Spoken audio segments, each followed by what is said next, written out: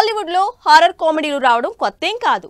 అయితే అన్ని ఒక ఎత్తు, గీతాంజలి మరో ఎత్తు. ఎలాంటి స్టార్ కాస్ట్ లేకుండా, అసలు ఎటువంటి అంచనాలు లేకుండా 10 ఏళ్ల క్రితం వచ్చిన గీతాంజలి అప్పట్లో ట్రెండ్ సెట్ చేసింది. మరి ఆ సినిమాకి సీక్వెల్ గా గీతాంజలి మళ్ళీ వచ్చింది సినిమా రాబోతోంది. టీజర్ రిలీజ్ తో క్రేజ్ పెరిగిన ఈ గీతాంజలి ఆ రేంజ్ సక్సెస్ సాధించే ఛాన్స్ ఉందా?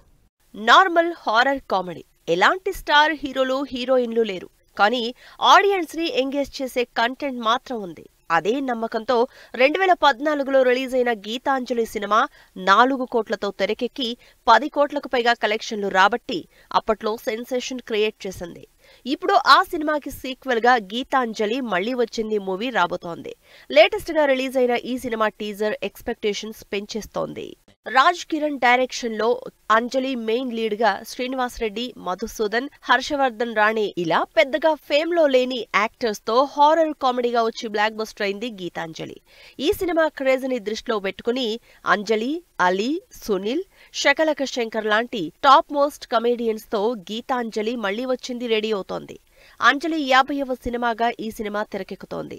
అసలు ఈ సీక్వెల్ అనౌన్స్ చేసినప్పటి నుంచే సినిమా మీద బజ్ క్రియేట్ అయింది. అయితే వీటన్నింటికి మించి ట్రైలర్ లో డబుల్ డోస్ లో ఎంటర్టైన్మెంట్ తో పాటు అసలు ఈ సినిమా టీం చేసిన పబ్లిసిటీ స్ట్రాటజీ ఫుల్ వర్కౌట్ అయింది.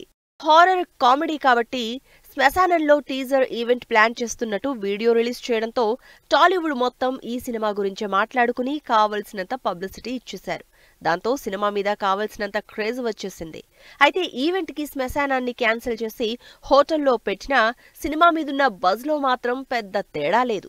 గీతాంజలికి కథ ఇచ్చిన కోన వెంకట్ గీతాంజలి మళ్లీ వచ్చింది సినిమాకి కూడా స్టోరీ ఇస్తున్నారు.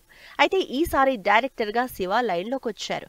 మరి ఫుల్ ఎక్స్పెక్టేషన్స్ తో స్ట్రాంగ్ బజ్ తో రిలీజ్ కాబోతున్న సినిమా ఆడియన్స్ ని ఎలా ఎంగేజ్ చేస్తుందో చూడాలి.